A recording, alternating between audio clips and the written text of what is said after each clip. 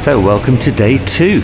So it's 7 in the morning. We're just filling up the bus with all our luggage. We're going to send that ahead because there's so many of us, and then it's going to come pick us up. The plan is we have the morning of the conference, afternoon MDT, and we're also going to send a few of us over to the other hospital just to see how things go. So let's see how we get on. Welcome to day 2.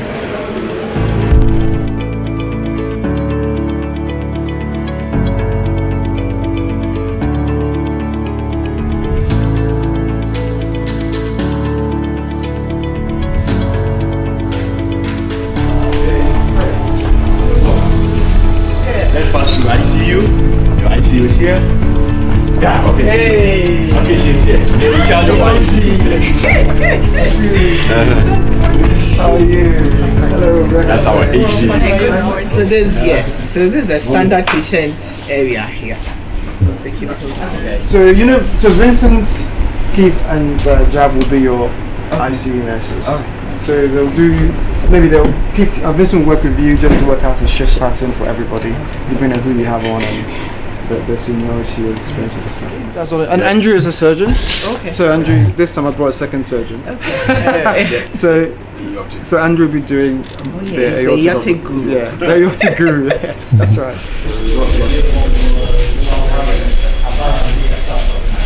Oh, okay. Oh, brilliant. Yeah, what do you think, Ivan? Very fancy. Is it the best you've ever seen? Oh yeah, especially when it's on with all the LED lights. Yeah, better than Papworth, eh? Oh, yeah. What do you think, Chinmay? Pretty posh, isn't it? Very posh. Yeah. I mean, the theatre is bigger than what we have in Wythenshawe.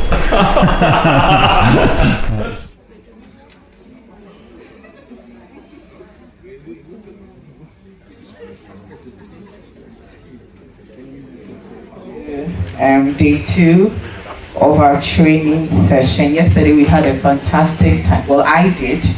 I want to believe you all did, and then learned a new thing or two. We'll kickstart this morning's training with the first presentation. The moderator still is Dr. Bafo Jan. So we kindly indulge everybody to actively participate. I hope our online participants can also hear us clearly. So we'll quickly call Dr. Jan to come in, and then we'll start this morning's session. Thank you very much. Thank you. Thank you, and you are all welcome again. Actually, you're supposed to start the quiz this morning, but looking at the number of people present, we'll do the quiz maybe after the second lecture. Let me put it that way. So our first lecture our first presentation this morning is going to be done by Professor Enoch Akoya. Professor Akoya is one of us. The idea of UGMC Heart Center we'll discuss somewhere with him even before the hospital allow us to come inside here. We met in Kumasi, we did one case over there, and then there we started our friendship, and he was just passing around. I said, let's go to UGMC, let's see what we can do there. And I'm sure we met the medical director then, today our CEO, and we started planning. Actually, it was just planning. There was nothing, the word was not said, there was no theater for us. But his idea that he will help us build a center, and today it's almost 2 years, and we are still going. I will not say much, Prof. You can say the rest, so I'll give the mic to you to do your presentation. Thank you. Good morning, everybody. It's so nice to be back here. And as Bafo says, I remember walking around UGMC when there was no patients, no staff, lots of building still going on, and to see how the whole unit has grown and changed in that 2 or 3 years has been really, really amazing. So congratulations to you and all your team and your colleagues for the amazing work that you do. My talk today is very short, and my aim really is to set out for all of you the challenge that Dr. Jan and Dr. Alade and everybody else faces as they try and develop a cardiac surgery service at UGMC, because the challenges, some of you know, local issues, but they're big strategic issues that make this a difficult thing to do. But what I hope to show you all is that the need is huge, and so the work to be done is a lot, and hopefully this is just the first few steps in what will be an amazing journey for all of us over the next decade or so. So the bottom line is that there is a huge disparity of cardiac services in the world, and in West Africa and Ghana obviously included in that, we are really very much at the bottom of the pile. This phrase is from James Cox. He's a very famous cardiac surgeon, and he said that we cannot boast about the number of cases we do because we just need to think about all the other people around who don't get surgery, in effect. So that's the key message that I want to leave you with. These are the facts, really, that the African sub-region has a huge burden of cardiovascular disease. A quarter of the world's burden of cardiovascular disease sits in this part of the world. But we only have access to 3% of all the health workers. And that, you just need to stop and think about that. And I know you know this, but maybe for my colleagues who come with me, it's quite a stark reminder of why we're all here. And even worse than that is that we only have 1% of the world's financial resources to deal with this huge explosion of disease. So the task ahead of us is huge. The other thing is, I think, particularly in the West, we have to change our idea about healthcare in Africa, because I think we're still very much stuck in the idea that it's all about infection. Until you've solved infection, nothing else matters. But of course, things have changed dramatically. And non-communicable diseases are really now the leading cause of death in the developing world, and Africa is no different. And that's likely to grow as we get wealthier and adopt a more Western lifestyle, which is happening all around us. I see that every time I come to Ghana. The changes in our diet, in the way we live, etc., all reflect very closely what happens in the West. But what's happened is that in the developed world, they've basically got the resources to deal with these changes. So they're getting better at treating these conditions, and so their patients don't die as much from these non-communicable diseases. But here, predicted up to 2030, most of the deaths in Africa will be from non-communicable diseases. And more people will die in Africa from these diseases than will die in the West. And this requires a huge change in mindset for governments, and for partner institutions, but also for those of us on the ground. Ghana has a population of 35 million, and we are definitely in the very poorly served group. So UGMC will be only the second cardiac unit in Ghana really that will be functioning. We started a program in Kumasi, but that's stopped. So having only 2 centers for 35 million people, that says a lot. So what are the challenges? Well, infrastructure is a big challenge. Setup costs high, but thankfully for you here, you have that big hurdle has been crossed. So you have fabulous infrastructure, and we've just spent the morning walking around the wards and the theatres and intensive care, and you have in your hospital some of the best kit in the world. When I walk into your theatre, it's not that dissimilar to walking into my theatre back in the UK, and I'm sure colleagues from the US will also say the same. So in many ways, you're starting the journey with one step ahead of everyone else. But of course, the issues around human infrastructure you do have, and that's one of the reasons why we're here today, is that training and knowledge and skills that you all have, so that you can make that you all need to get, so that you can make the best use of the infrastructure that you've got. And of course, the program needs to be financially sustainable. One of the big barriers we found here is that getting patients who can afford to have the surgery that allows us to then buy the stuff and then do more surgery is a real issue. So thinking very carefully about having charitable statuses or foundations, etc., to allow financial sustainability is a real challenge, and that's work that we still have to do here at UGMC. So I just wanted to end just by, Dr. Jan started the introduction by saying that we've been on a journey. It's been a short journey, only 2 years or so, and in many ways, we're ahead of where I thought we would be when we first sat down together to have this conversation. We've done 59 operations here at UGMC, and the critical thing, the absolutely critical thing is that you're working outside missions. And for us, that's what it's all about. What we want to see is that we come and do some work, but when we leave, the work continues. And that is the big difference between you and a lot of other places where we've had engagement with.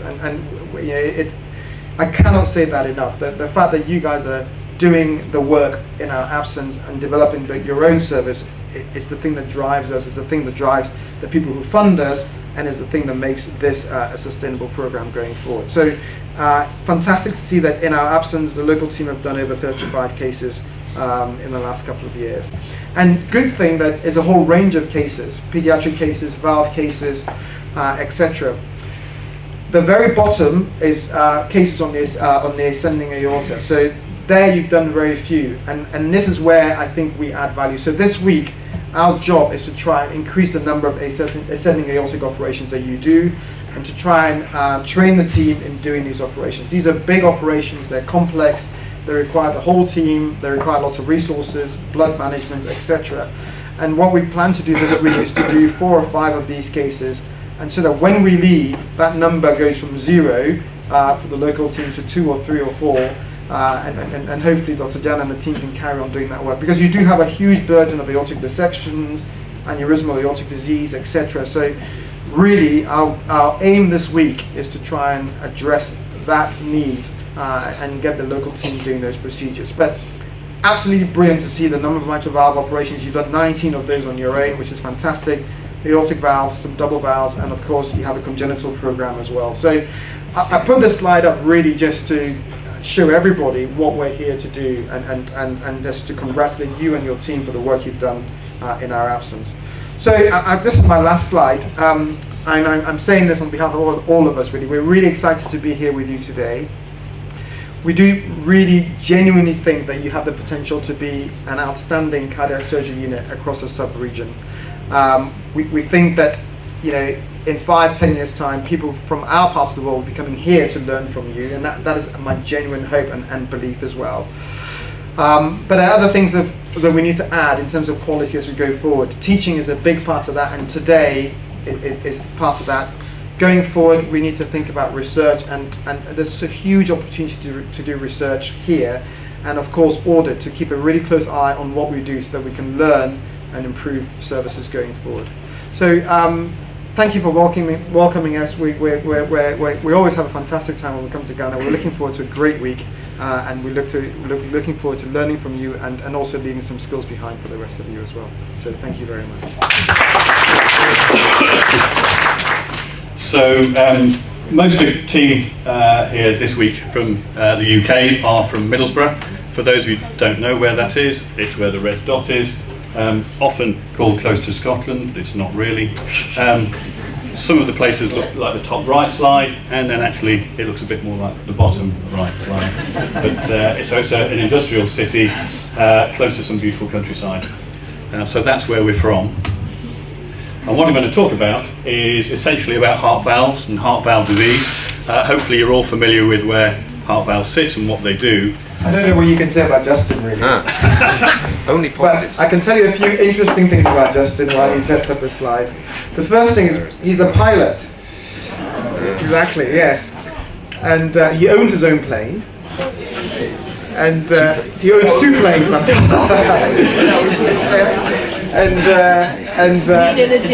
He's frequently found flying his family to their holidays. His wife trusts him enough to put the children in the plane with him. So if she trusts him, then we also trust him. Seriously, Justin he's an interventional cardiologist. Again, we work together at South Tees. He's been a consultant for over 15 years or so. He has many interests. He does pacing and EP, which you will see him do this week. He does interventional cardiology, which you'll see him do this week. He's heavily involved in research. He's the R&D director of his hospital. And as I say, has many interests outside medicine as well. So Justin, I've raised you up. Now watch the fall. Anyway, that's a pretty hard act to follow. So I've got to follow Richard Graham, who looks and sounds great, and he stands up and demonstrates the latest and greatest technology with the most beautiful moving pictures. And I have to show ECGs. I mean, obviously it's right to enthuse about the topic that you're given to speak about, but this is a tough one. So before we get going then, it's not going to be too interactive, so you don't have to panic too much, but right, if you put your hand up, if you have little or no ECG reading experience, so how many of you really would barely know which way up an ECG goes? None of you, or one, only one. So the rest are experts, is that right? Okay, so honestly, so who doesn't have much ECG experience? Just one. All. Okay. So I get the impression you're a little shy, right? Because you're either a beginner or you're an expert, so get your hand up now. I'm remembering whose hands go up. Okay. So we want to Can we start? more than online. Yes. Okay, Yes. now we can start. Alice. Okay, 37. Okay, starting. I'm just sorry, before I start, I want to say the fastest finger gets the prize first. And please understand, if you make the wrong answer or being quick, you will not get anything. So please be quick and also get the right answer, please, as well. Okay? All the best. So what is the most common supraventricular tachycardia after cardiac surgery? Atrial fibrillation or ventricular fibrillation? Please tick only one. Red or blue? If only you'd been listening. Yeah. We got only 19, 20, 25, 23. We have 37. Come on. That's it. So 25 selected the right answer, 8 wrong answer.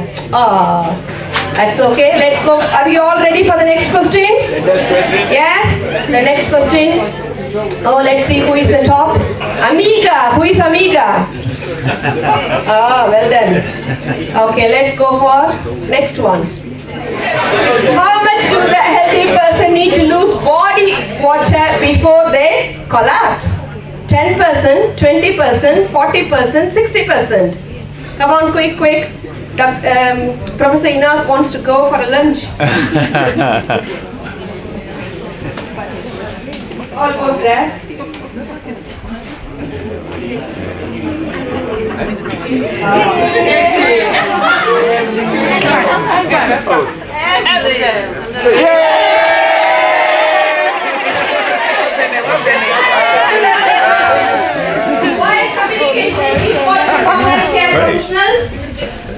To have clear vision about patient journey, to correct up the mistakes, to blame each other. Let's go for it. Who is on the top?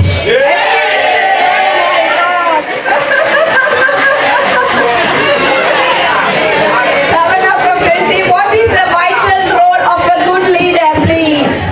Being bossy, being arrogant and control freak, being a good listener and accept upon other suggestions, make use of vulnerable people for their benefit. This is the last one. 8 seconds, 7, 6, 5, 4, 3, 2, 1. There you go. Who is the winner now? Let's see. Can we see it? Ready? Oh,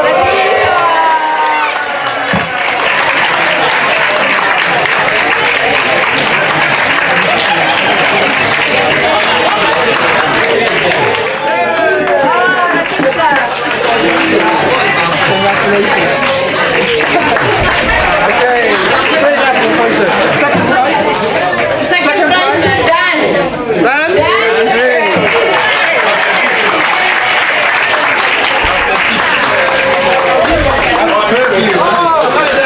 Harry, stay here, we're going to take a photo afterwards. And the top prize? The top prize goes to... Can we have a photo?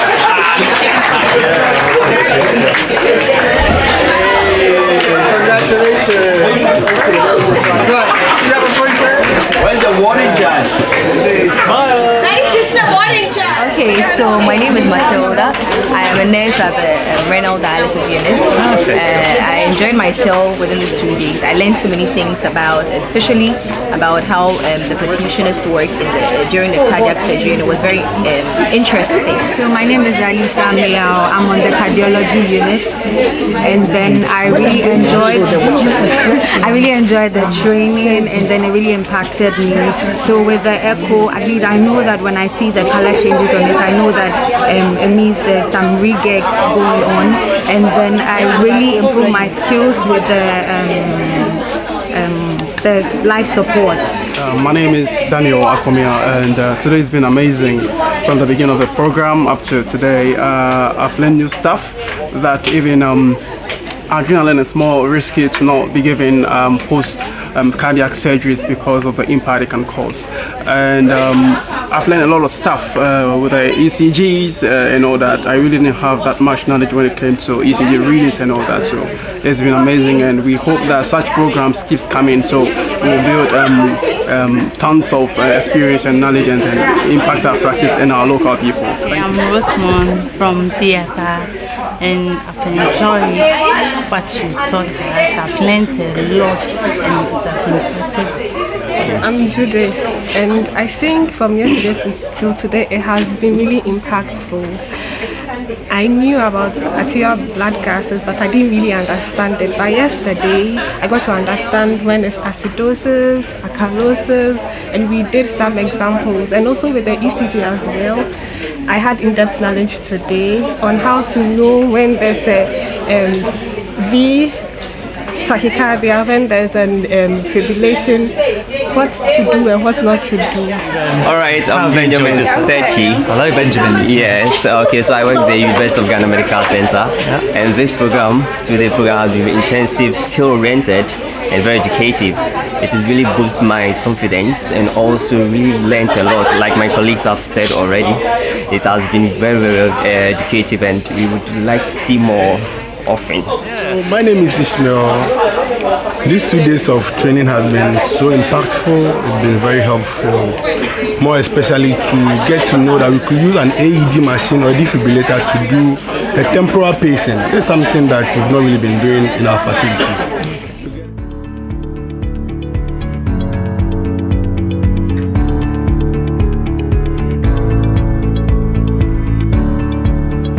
So here we are, Chinmay, at Korle Bu Hospital. Yes, what are your first impressions? How big is this place? It is enormous. It's like a city inside a city. Yeah, incredible. Huge, sprawling. Very big. Yeah. So we're going to go and have a look, have a little tour around with Co and see how we get on.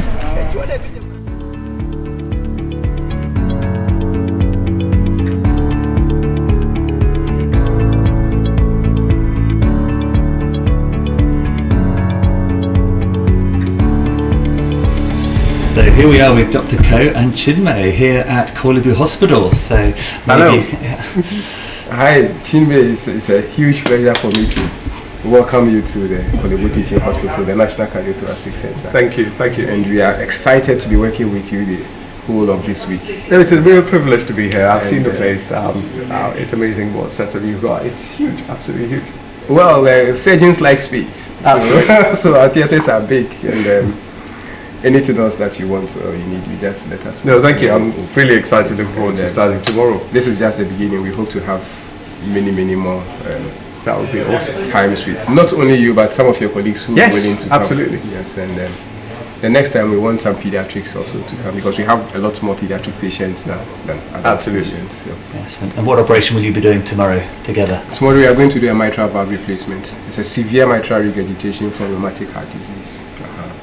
The pathology is quite extensive. It's quite advanced. It's not like anything that you will see typically in the UK as at now. But we still have them. Yeah.